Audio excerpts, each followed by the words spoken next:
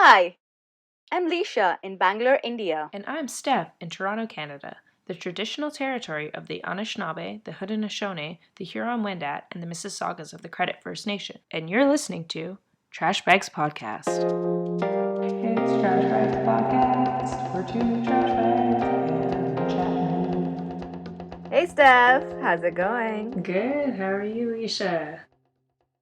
I'm doing good, baby. It's Sunday morning here, 10 a.m. It's nice and sunny. Oh, beautiful. How about you? It's Sunday morning here as well.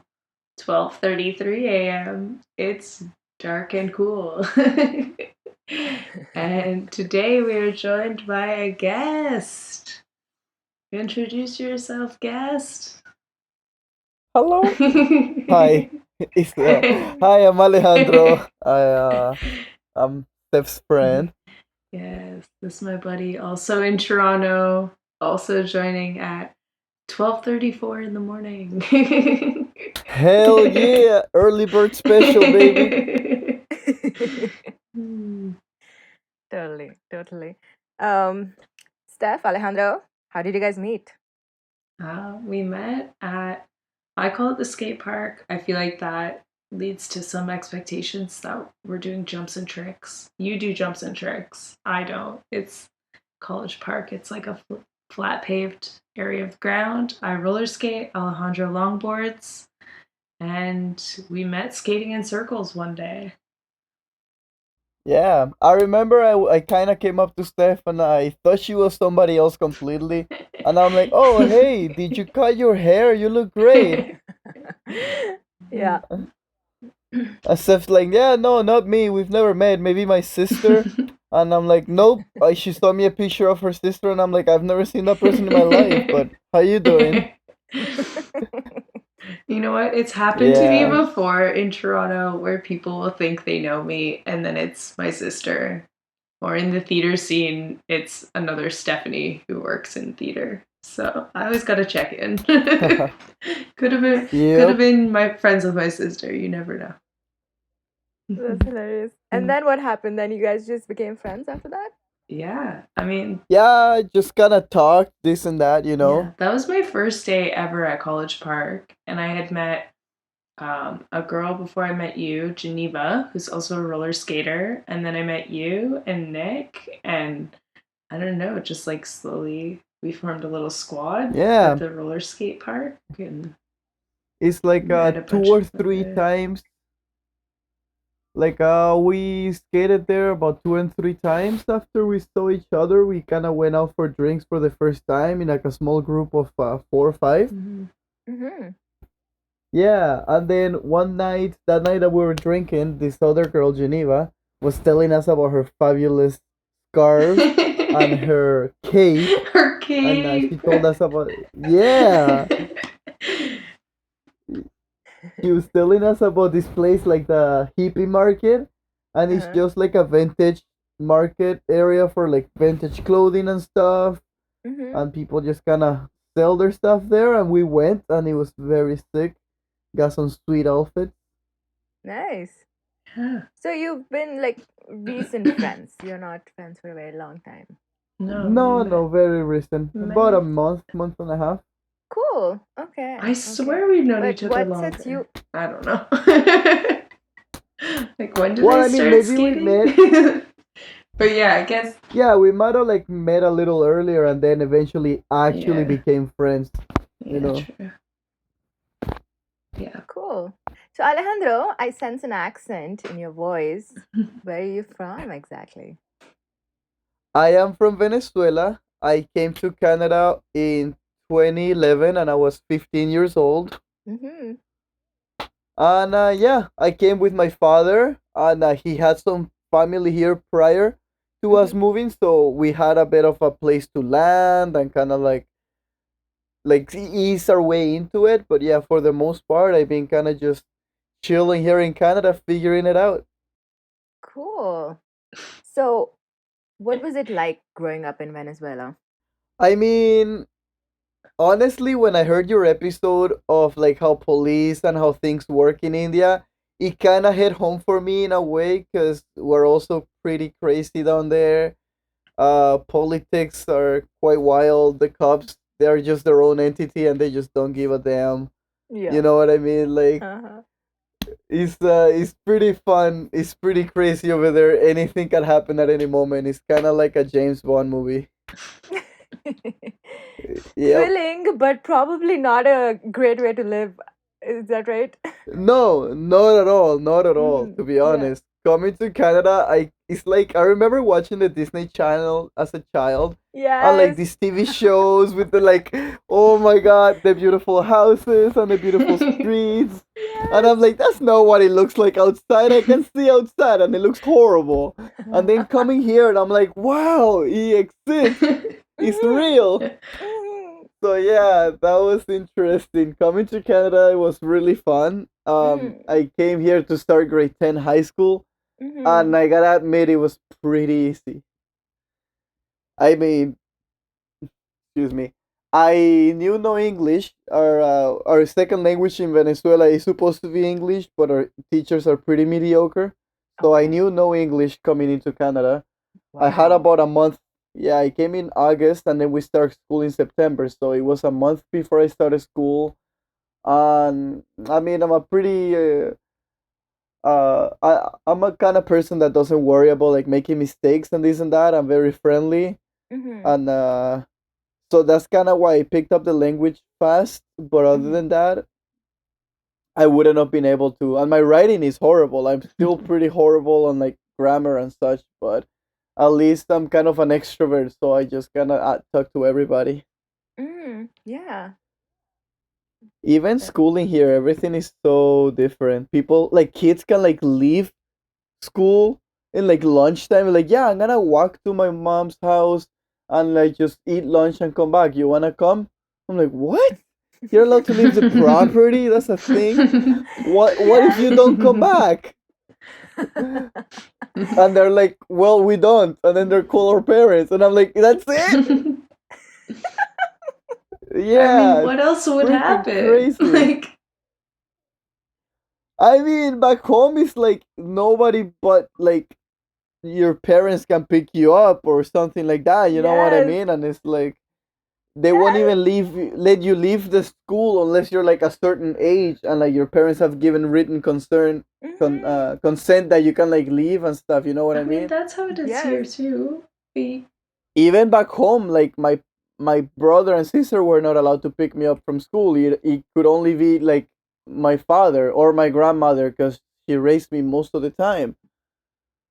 And here the kids are coming and going and like nobody gives a damn. Like it's so chill. What? I mean, I think like maybe I feel like if you're like little though, that's not like how chill it is. But maybe. Maybe he got into I the wrong mean, crowd. Is that what it is? All the kids are just sneaking I around. mean, Like, cause if I you came in mean, grade 10, then like I don't know. I feel like they definitely would have let you leave whenever you wanted. But if He you're probably like just a gravitated if hundred to you the came in percent. when punks. you were younger, then probably not. I mean, no, like I don't know. Like I fully remember, just like on lunchtime, they'll be like, "Yeah, we're just gonna go to like Timmy's or something, or like we're gonna go to McDonald's. It's not that far. We'll Yeah. be back." And then if you're late, and that's that. And like the teacher will be mad, but that's it. Or like the whole monitor will see you walking around, and like you're the only one in the hallway, so you slip the guy like $5, and that's it. Wow. I I can't mean, say I I went ever to even school in slipped anyone Scarborough. $5. I just walked in late. Yeah, no, we lived in Scarborough, and like I guess they're more used to like kids trying to be slick or like thuggy, even though you're in high school, so you're like just a dumb kid. So they're like, yeah, slip me $5, and everybody's on that little hustle. You know what I mean? But like That's nice. also, my school had a like a smoking pit, like straight up. It was in school grounds, but it wasn't actual school property, so they couldn't even tell us not to go there. And all the Wow. potheads were chilling there. All like the preppy kids would chill there. Yep. Mhm. And like you'll sleep the whole monitor $5, and then you're looking outside the window when class started, and there he is buying drugs with Wow. your money. Yep. Damn. It's so hard for me to wrap my head around this because I went to an all girls Christian school. So it was strict.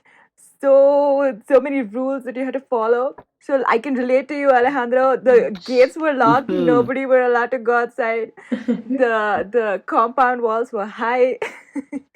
So this is Yep. shocking to me to hear. Yes. No, for sure. Like here, like they were not even like. I mean, there were gates, but they weren't even closed or anything. Like, goddamn, you guys have it easy. Kate, damn, we didn't have anything.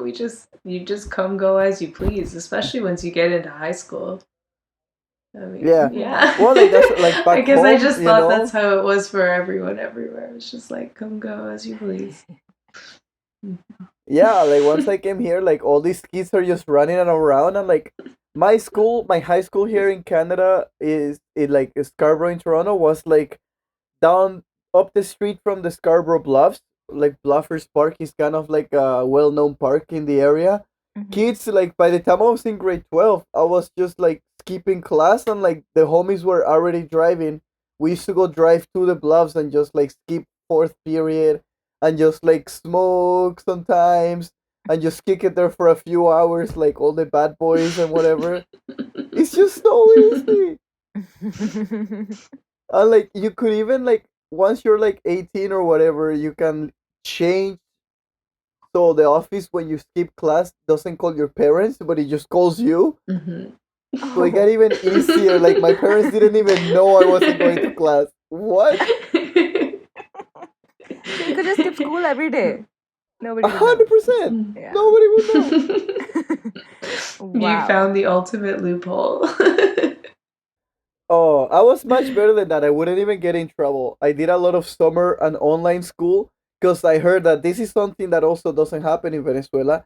You could have a spare. You could have Yeah. enough credits that then you can take a specific period of time off of school and not do anything. So I had like four spares in my senior year. So like all these kids were skipping class, and Mhm. I was just on spare. So I was even cooler than they are. Like I'm not going to class because I get to, not because I just choose not Mhm. to. I'm like, yeah, I'm dope. I'm still getting good grades, and I'm hanging out with the bad kids. It was chill. The best of Yeah. both worlds. Mhm. But Alejandro, do you miss anything from back home? I miss a lot of things. I definitely do. The culture is lovely. Mm-hmm. Coming to Canada, kid here, like I actually, my parents had to have a talk with me where like back home we see somebody, we greet them with a hug and a kiss, and sometimes a kiss in the cheek or both cheeks. Are Mm-hmm. like whether you're a guy or a girl, we're gonna hug or whatever. And they're like, listen, people here don't like to be touched, and if you touch them, you're gonna get in a problem. It doesn't mean that you're doing anything wrong. It's just Yeah. that people here have boundaries. And I'm like, what do you mean? So like people here are so much colder. Like even though you may think, wow, my friends, we get along so well and we're so goofy together, but no, back home, anybody like they'll like introduce you first time meeting, you'll like hug them and kiss them. I'm like get to know each other. Here is like yeah, no, stay 10 meters apart. Don't even look at them. It's like okay. Mm-hmm. There is definitely a lot of that, and that was really weird. I miss that back home. That like anybody's your pal, and like everybody's just. It's like you're going to someone's house. It's like it's your aunt. It's like, hey, let me fix you a plate. Are you good? Mm-hmm. Are you Yes. hungry? Yeah. You Yes. know, I Yeah. Yes. kids come to like I would go to my friend's house here, and they wouldn't even say hi. Like maybe Mm-hmm. this guy, his aunt is visiting, and like his parents are having a whole brunch area situation at home, Mm-hmm. and the Yeah. kids just show up directly to the basement to the chill spot, like not even hi hello. I Mm-hmm. really miss that from Mhm. back home, where like we greet the adults, Yeah. hello to your grandma, your uncle, and you're literally sitting there like talking to them for like 15 minutes, and Yeah. then you get to be excused to do your thing with your friends. Mhm. Mm-hmm. Yeah. Mm-hmm. Here you only live Absolutely. in. Yes, I can relate to this really hard because, yeah, when I moved to Canada, I was 25. I was basically an adult. So it's different from what you experienced. But yeah, people would not look at you. It's not polite to make eye contact with strangers. But we don't hug people when we greet strangers in India, so I was fine with that. And I don't like hugging people, so I was cool with that. But yes, when you go to somebody's house, when you go to the auntie's house, they're like, "Yes, are you hungry? Are you poor thing?" You're always greeted that way. Oh yeah, and Yeah. you don't have a choice. There's just a plate, and as you're speaking, Yes. it's being made for you. Yes. You bet your ass you're eating that plate of food. Yes. The whole plate. Yes, exactly. Oh yeah, and it's like you want more. It's okay. Here, this is for your family. Take with you. Say hi to Yes. your mom. Oh Oh my my goodness, gosh. so much food always. Yes. You guys need to come see my nana. She'll feed you. Hell yeah. Yeah. And I don't know, like it was so different coming here. At least my family personally was like more like back home, Mhm. where my father he came to Canada as a child with his Mhm. other four siblings, and Mhm. then his siblings stayed in Canada, and he went to Venezuela, and that's how I eventually came to be in his life. Mhm. And we came here, and we have so much family here, Mhm. and but like it's so crazy to see all these other kids. And I went to Italian households, and it was so much like back home, and it was so good Mhm. talking like to like somebody's nonna, no no, and they'll be Mhm. like, "You wanna come hang out?" And I'm like, "No, I'm talking to your grandparents. They're cool. They got stories." Yeah. True. True. Very true. And what about the food? Do you miss the food?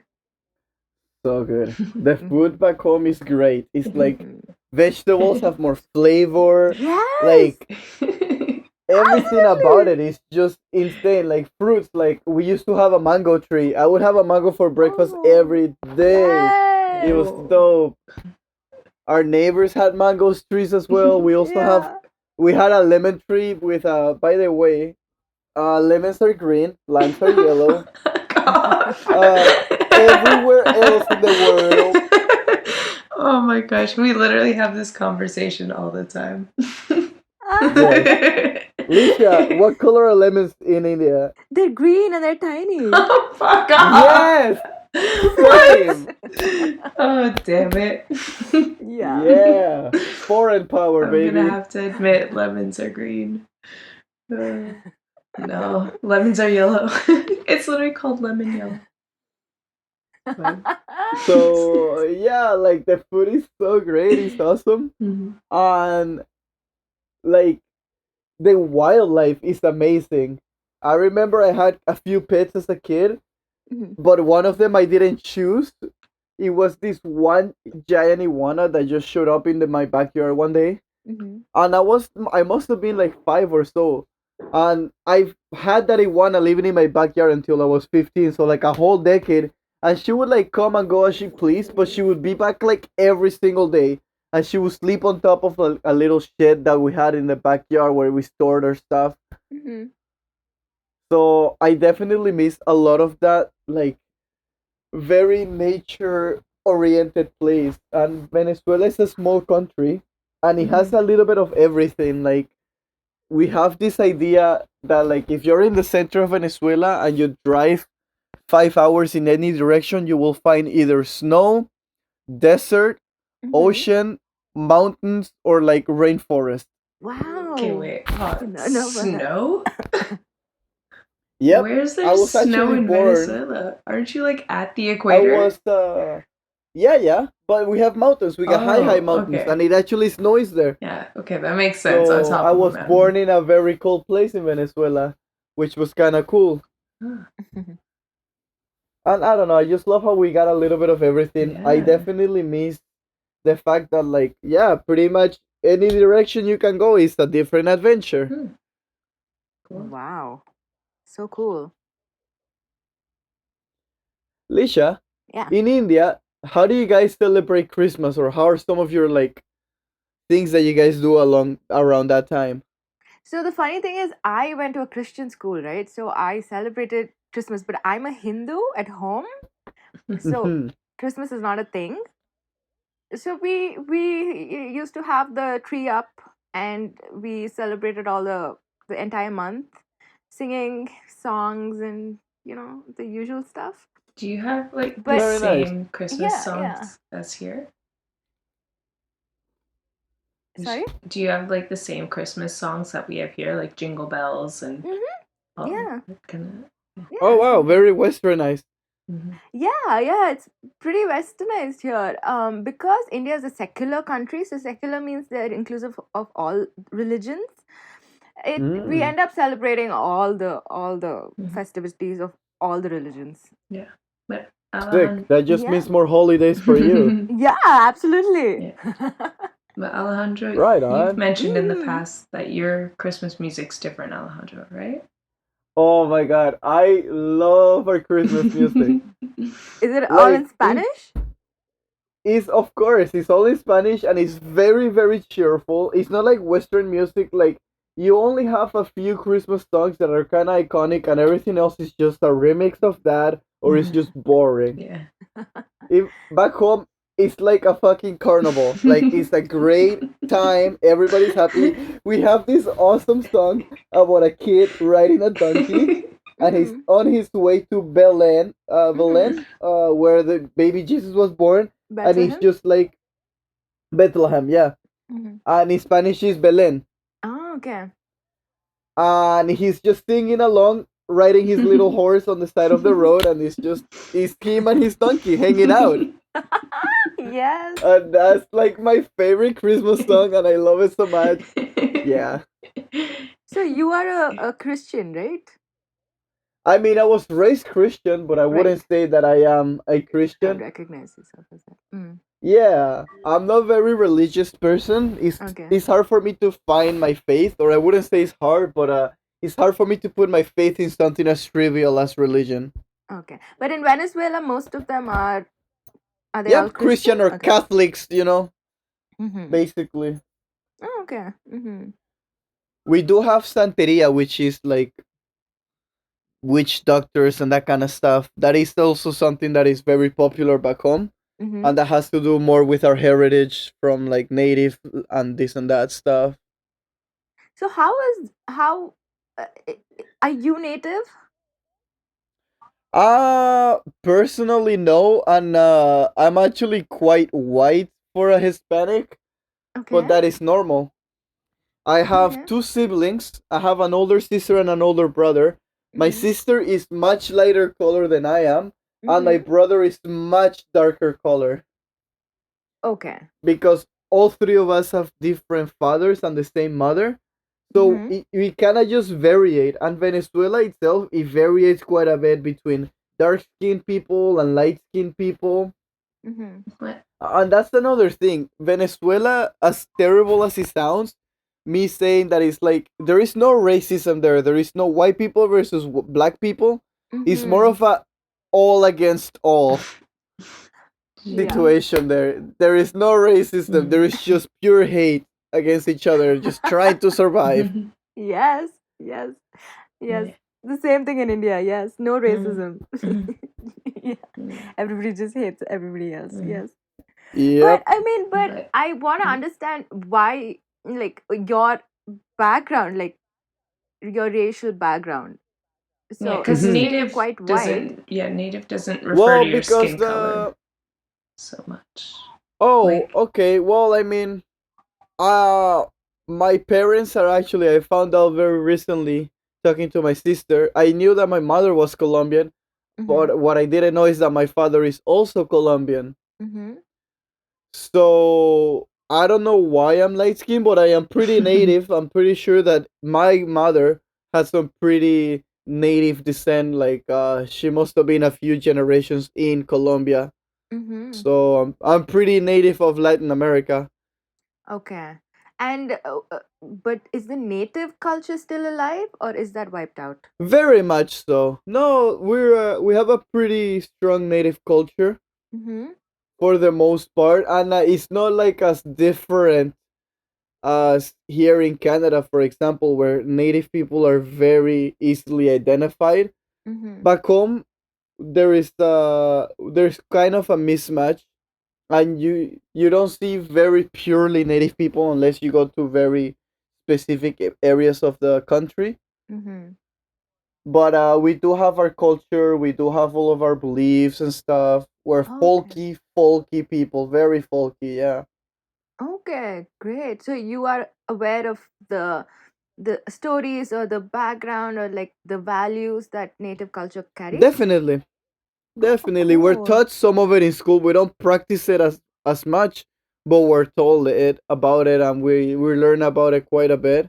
Mm-hmm. So yeah, we're pretty proud of where we come from. Wow. Um, we don't really have like a lot of culture. Like most of our stories are like how this one guy Simon Bolivar was a Spaniel, but like he also believed in like freedom. And he's the guy that liberated Colombia, Venezuela, Ecuador, among many other Mm-hmm. like Hispanic places in South America. Well, the Spaniards were in there, so Mm-hmm. most of our culture revolves around that one guy, and also just us thriving as a community. Hmm. Hmm. We're not a very old country either. So Okay. yeah. Is there, just because you use the word, so now it's in my brain, is there like a big community kind of feeling amongst like the general population and culture there, or is there more of like an Yeah, individualistic? there is definitely a lot of like welcoming feelings towards our culture where we're all in it together type of thing. But at the end of the day, we're all against each other because we're all trying to survive, and that is a very difficult place that we get put in by our government. It's not, Mm-hmm. and the sad part is that we don't get together the way that we should. We're not smart about it. We're very marginal over there. Like that's not the word that I'm looking for. We're just very. We have low standards of life, and because the population is so poor, the most of the population is poor. It's easy to keep us happy. Mm-hmm. So the president Chavez, which was very much so beloved, all he would do is go to a very poor area and be like, here is 100 washing machines and dryer machines Mm-hmm. for all of you to do your laundry instead of going down to the river and doing your laundry. And they'll be like, yay! Where it would have cost him a lot more money to keep happy the people that actually have power in the country. Yeah. So you would go to the poor areas and give a little bit to the poor, and that's kind of like how you keep them happy, but nobody really goes and grows Mm-hmm. from there. You know what I mean? There's no real growth. It's just very simple things that keep you happy but don't really help you be better in any way. Mm-hmm. Yes. Yeah, that's true. Yeah, there's no real action. Um. Yeah, so we have a huge feeling of camaraderie. We're all family in a way, but Oh, shit, if my son is starving, I'm definitely gonna bring it to your house and rob you and try to sell your stuff. So So true. I guess Yes. Mm-hmm. I don't know if that answers your question, but that's how I feel. yeah, yeah, yeah. I No, think it it is very could. well Yeah. put, Mm-hmm. Alejandro. Mm-hmm. It's there's no sense of there's no value for another human being. There is no sense of sticking together to get out of this. Because we're so worried about Mm-mm. the basic necessities or just survival of ourselves to keep Oh ourselves yeah. safe that there is this whole family like thing, but there is also this side where if I'm in trouble, then I will push you off the ledge. I don't mind doing that. 100%. Dog Yeah. eat dog world. Yeah. 100%. Yeah. Yeah. And in And Canada it's the other way around. They don't make eye contact, but if you're in distress they will come and help you. yeah, in a way, yeah. Mm-hmm. And I don't know. It's interesting in Canada how people have issues with the police in Canada. And Mm-hmm. for the most part, I understand that there is racial issues, but for the most part, they try to do their job. And I don't necessarily have a problem with police here as long as they're actually kind of helping some sort of situation. You know what I mean? Yeah. If I call the cops and I say, hey, I got robbed, they will come back home. I have a pretty funny story where my father was a pediatrician and he had his personal practice was Mm-hmm. in the first floor of our house. We used to live in a two-story home. So the Okay. first floor he had himself set up a very small um kind of clinic for children and stuff. Mm-hmm. One night, somebody break. Well, they don't break in. We're about to close. It's about 6:30. We're about 30 minutes late for closing at 6 o'clock. Mm-hmm. And these like lady and gentleman knock in the door, and they're like, "Hey, sorry we're late. We just had like a terrible day. Whatever. We would like to schedule a consult for my wife. She's gonna have a baby very soon." And my father said, "Wait, could you please come another day? This and that." Our secretary was new, and she didn't lock the door. My father's Oh. kind of trying to steer them to go away, like it's too late. Please come out another night. It's kind of dangerous, and they weren't going away. And then they realized by like jiggling the handle of the door that the door wasn't locked, and they come in, and behind there was another group of another man and another woman, and Mm-hmm. this woman, 100% like 8 to 9 months pregnant, was about to rob us, and like they whip out some guns, and they're like, "Hey, this is a Shit. robbery. Wow. We know you What? live upstairs, so please give us the keys before we shoot you in the face. Mm-hmm. Where is the safe? Where is the money, man? Where is the stuff? You know what I mean?" Mm-hmm. And one guy goes upstairs and starts checking things out, and we were pretty well off for the most part. We lived in a rough neighborhood, but Mm-hmm. we had a nice house. We had nice stuff. Mm-hmm. My grandma had plenty of collector's items, as all ladies do. You know what I mean?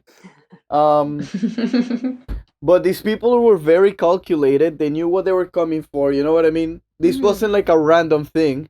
Yeah. So they took specific things. They took the safe. My father had a gun. They stole his gun because Wow. for protection you have a gun. But this also is in the USA where you just walk around with a gun in your pocket.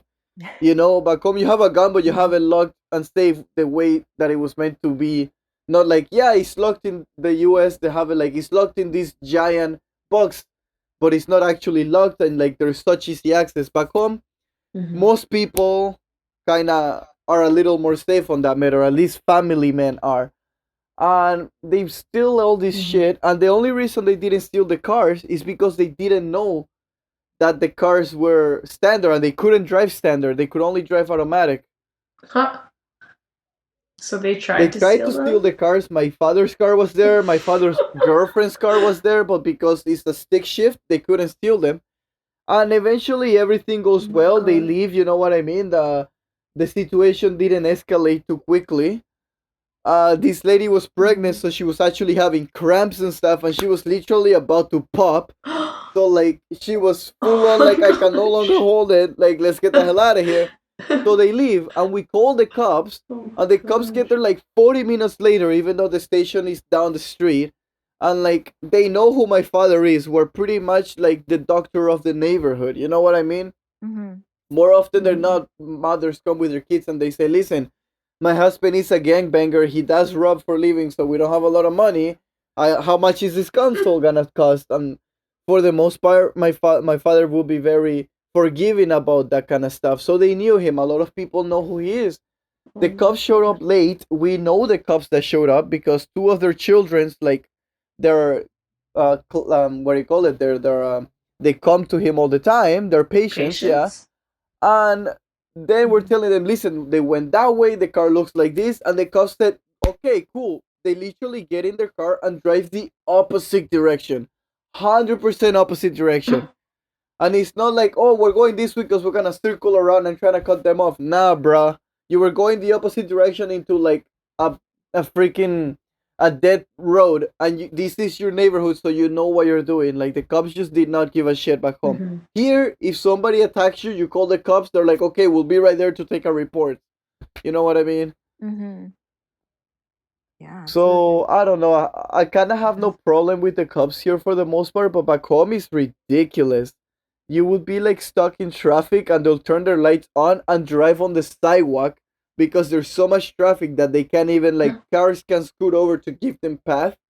So they'll drive on the sidewalk, and after the light, they will rejoin traffic and turn their sirens off.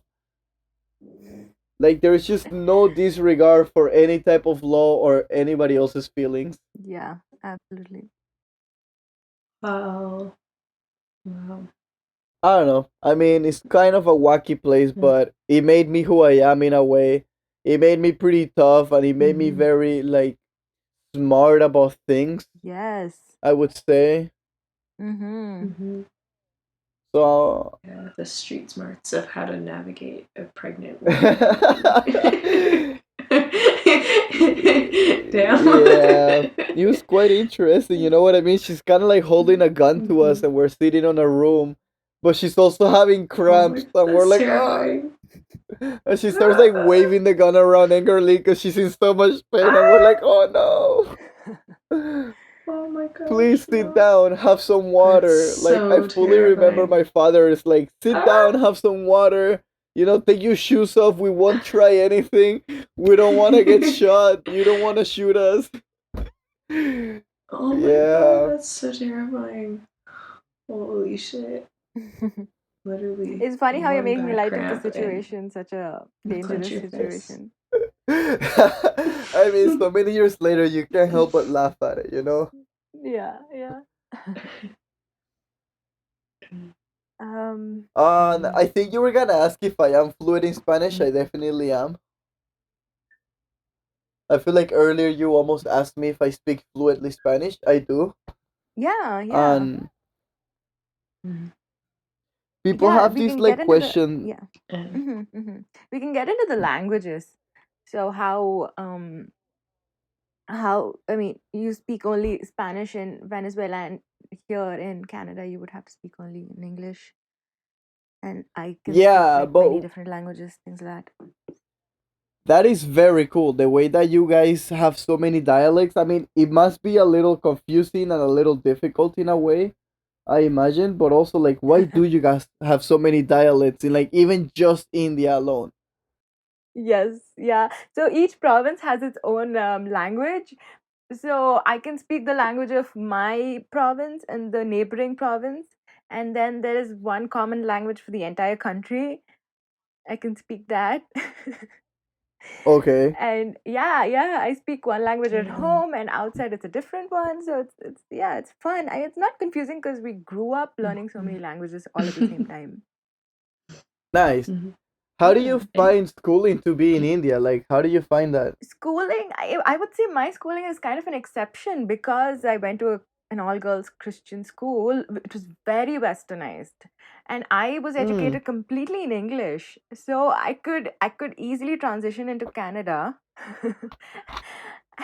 And mostly we Mhm. struggled with our own local dialects because we couldn't speak it as often. Mm-hmm. And I speak to my Okay. friends in Well, English. I mean, it sounds like mhm. your parents were steering you to eventually come to Canada or US or whatever, you know what I mean? They were I planning guess. for that. I guess if you look for good education, this is what you get in India. Hmm. Mm-hmm. Mhm. Yeah. But what about you? What was schooling Yeah. like in And Venezuela? I mean, back home, schooling was interesting. I mentioned that it was much easier here in Canada. Mm. High school starts in grade 6, so you start your physics and chemistry from grade 6. Mm-hmm. And we had like something like 13 classes per year. There is not a mhm. semester, there is not like 1 or 2 semesters, there's just one whole year. You take the same class the whole year, Mm-hmm. and every day of the week is different. So Monday, Tuesday, Wednesday, they're all different Mhm. schedules, but then Mhm. every week is the same. So every Monday is the same, every Tuesday is the same. Mm-hmm. You have 13 classes across the whole board, where here in Canada it's like 4 classes half a year. What? I'm laughing. Really? Yeah, it's the same for So me too. It's like some 12 different subjects. And like you said, yeah, the same timetable. Yeah. they try to incorporate Mhm. English, but they're pretty mediocre at it. Like me now living here for 10 years. This August past weekend was my 10-year anniversary here in Canada. Oh, congratulations. Uh Oh, yeah, thank congrats. you. And like I Mhm. speak much better English than any of my teachers ever did, and I could probably teach a class much better than they would, even though I have no knowledge of how to properly teach somebody. And I mean, Mhm. school they tried. You know what I mean? Like, my father was dating this very successful neurologist, so I was able to go to some pretty premium schooling, and it was no better than like other schoolings. It's just like this was kind of a bilingual school where they were trying to incorporate English. So I would have like an English math class, and then at a regular Mhm. math class we Mm-hmm. would have our history. Like I said, chemistry and physics was pretty early on, but it wasn't nothing out of this world. It wasn't that great, to be honest. The Mm-hmm. teachers just kind of tried, but they knew that as soon as you step outside, it's a thuggy ass world. So good luck, kids. Hope to see you again tomorrow. Yeah, for Damn. the most part, I mean, kids would have fun in school, whatever. You're not allowed to leave school, but like, we had some good friendships. Teachers were nice, for the most part, but the schooling was pretty whatever, and a lot of kids were kind of like, you always have your dropouts, but I feel like back home, the ratio of dropouts was much, much larger. Mm-hmm. How big were your actual like classes? Honestly, you'd be surprised. Some places Or is like they would take the kids that would be thrown out of all other schools, and it's like, yeah, they have a 30-person class in a tiny room, and they're like literally sitting leg to leg. They are Yep. so tied up, tied in a Yes. little classroom. We used to have I 100 kids in one class. Wow, Yeah. that's a lot. what? Yeah, the most we had. That's like a straight up Oh university yeah, lecture. that's plenty. The most I ever had was like a 50-kid classroom. And even then, we had space where everybody had their own individual What? desk.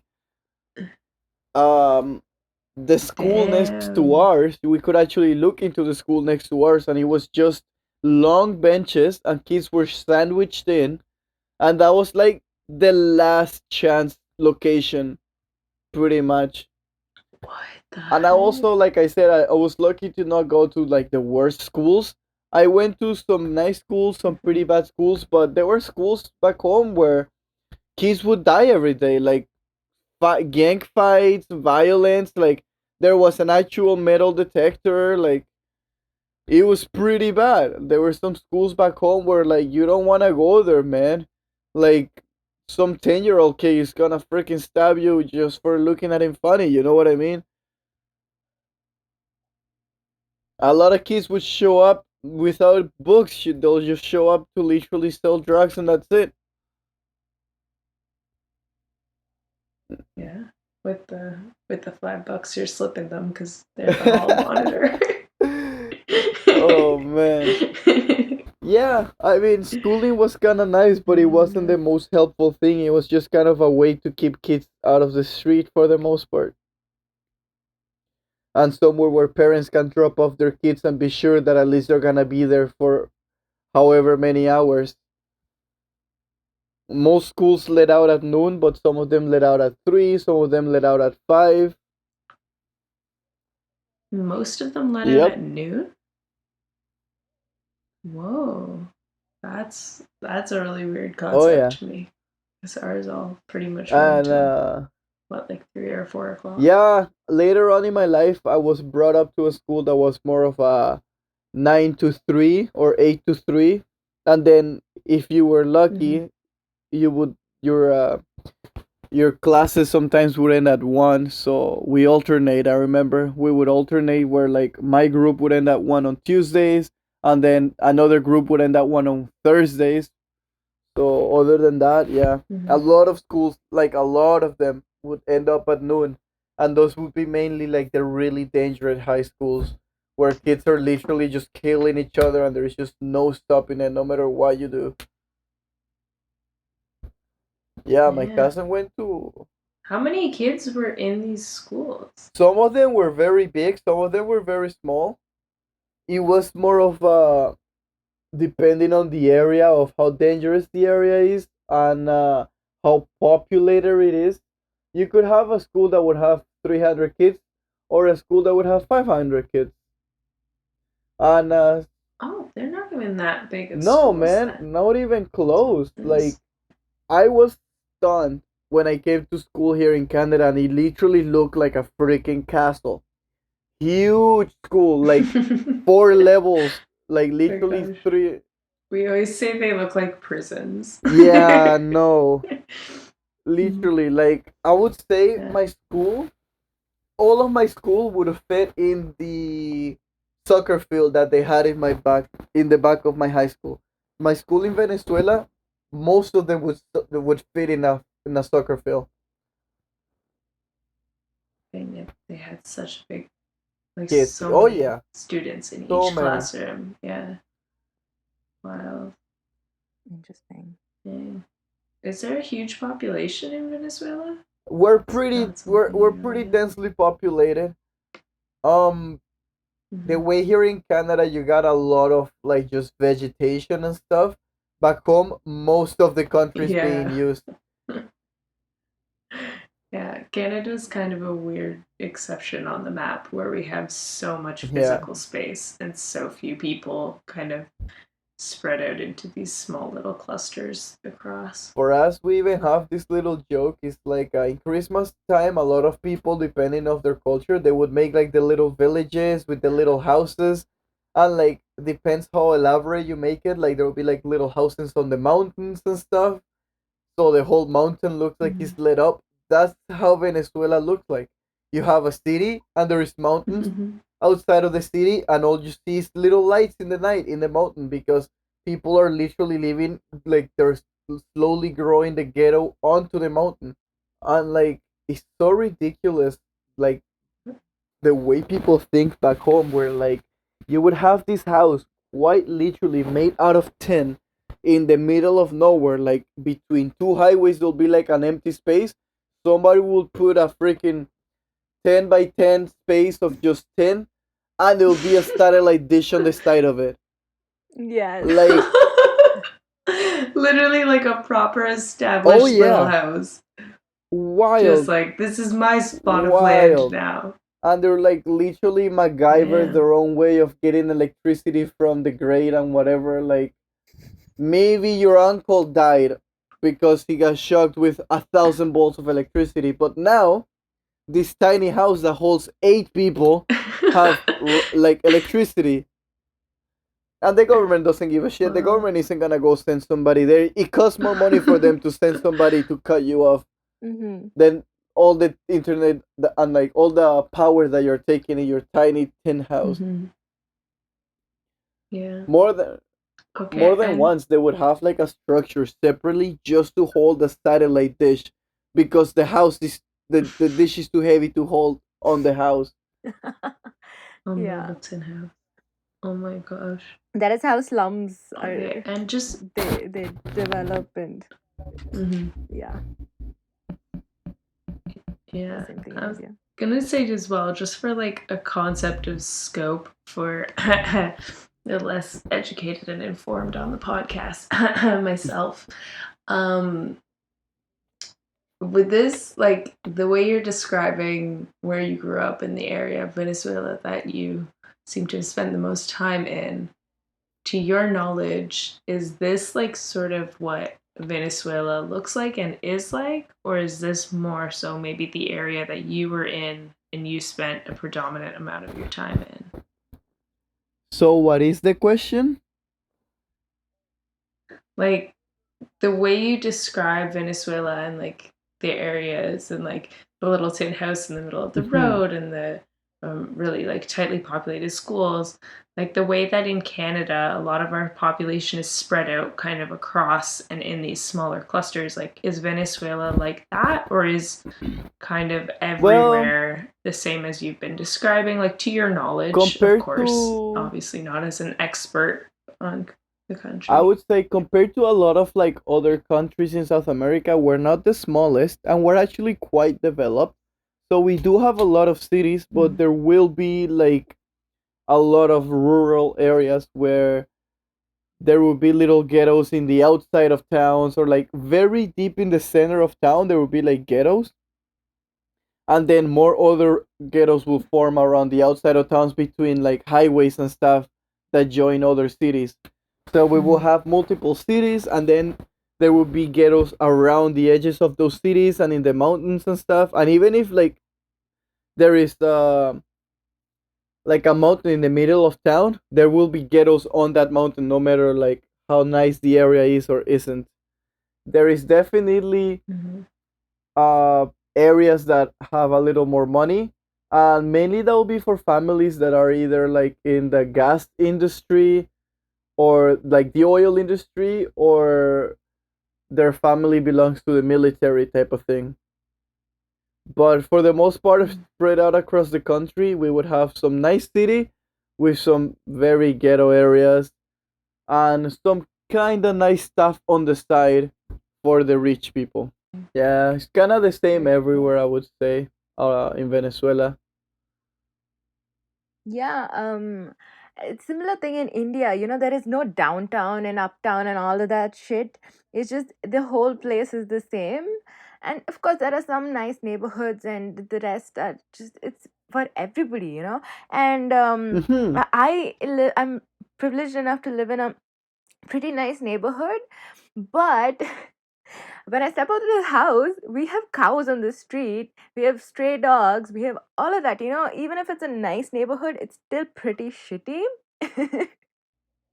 And so, Yeah, yeah. So there's no such I thing as a mean, nice neighborhood and a not nice neighborhood. Everything is just equally bad. Mm-hmm. yeah, if you're lucky enough to like live in like a gated community, Yes. for us, I would say that's as high end as it gets. Is like a gated community, Yeah. but you still have the occasional stray dog, this and that. Mm-hmm. Although I feel like it'll be kind of cool to hang out with some cows. Then you should come to my Yeah, neighborhood. they seem cute. Hell yeah, I'm a huge animal lover, Mm-hmm. and for what Steph has seen of hanging out with me, animals also love me. I am basically Tarzan, so. Can can confirm animals love him. But yeah, no, back home it's the same. Like we have a lot of stray dogs and a lot of stray cats. Mm-hmm. Mm-hmm. Stray cats as well, yes. Kinda creepy. We have this thing like the witch religion type of thing is called Santeria. And Mm-hmm. sometimes they do these really creepy things where they throw like dead animals into like um cemeteries and stuff, Oh, which is like Oh. super creepy if you ask me. why do they do But that? yeah, it's just I don't know. It has to do with their beliefs, their religious beliefs. So is this the Just native part of the culture?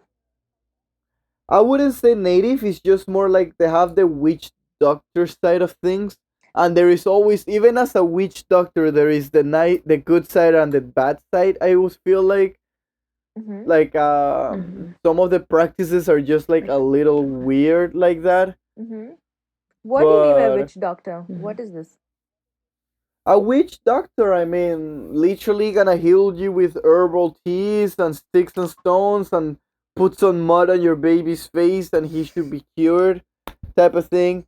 It would Mm-hmm. happen a lot where my father would have patients who are in pretty bad condition, and it's something that like it just got continuously worse throughout the course of time because these people, like maybe this lady or like this girl, she lives at home and she has a baby, but she lives with her mother and father, and her grandmother is against medicine. Mm-hmm. Her grandmother might have been a witch or whatever, so Mm-hmm. she's like, take her to this witch doctor and they'll cure your baby. You don't need this medicine. What is Mm-hmm. this medicine? Mm. So there is definitely a lot of It's that. like a Oh naturopath yeah, here.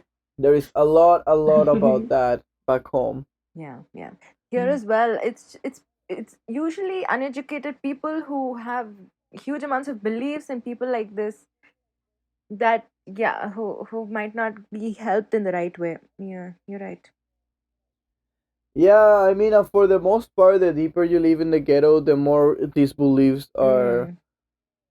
Mm-hmm. involved, and like a lot of the kids that I went to school with, like their grandparents were deeply into it. You know what I mean? At Mm-hmm. some point, even my grandmother was into that kind of stuff too. Mm-hmm. And then, but my grandmother was interesting. She had a few like times in her life where I remember for a good 5 year there, a good 5 years, she would just pray every night, and she would have a Bible, and she'll be there for like 8 hours, man. Mm-hmm. Like literally 6 p.m. until like 11 or whatever. Mm-hmm. just seeing her Bible doing her thing, and then eventually she kind of got over it. But yeah, there are mainly like grandparents in Venezuela. They would be like very religious, Mm-hmm. whatever that religion Mhm. may be. You know. Mm-hmm. Yeah, yeah. I was just going to observe that religion is kind of here as well. It seems to be more in the older population than the younger. Younger people here tend to identify more as spiritual than religious, from at least the people that I've Mm-hmm. spoken to. Yeah, I That find that a lot of the time, a spiritual like the older people get, they kind of find more of a spiritual path for them, or something that kind of helps them find answers in a way that they didn't have them before because they've been following the usual Christianity or otherwise beliefs of like even like Western medicine, and like maybe that's they don't get out of that what they want, so they go into this most more like a mystical path. But back home it's just a very native thing almost, that like witch doctrine is embedded into our um not our community but like our beliefs, and we are kind of mm-hmm. progressively getting away from that because we know that medicine does help, but the older crowd, they're just so into it. Mm.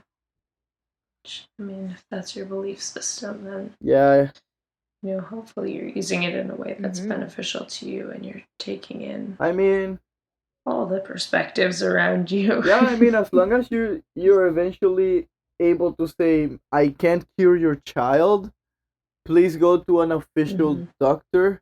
They might be able to help you better. Yeah, There is nothing wrong with a more, yeah. mystical path. Just don't get Mm. people hurt. Yeah, yeah. We've come to a point now where we know what modern science says. We have actual evidence. Yeah, well said. So, Alejandro, it's been great having you as a guest.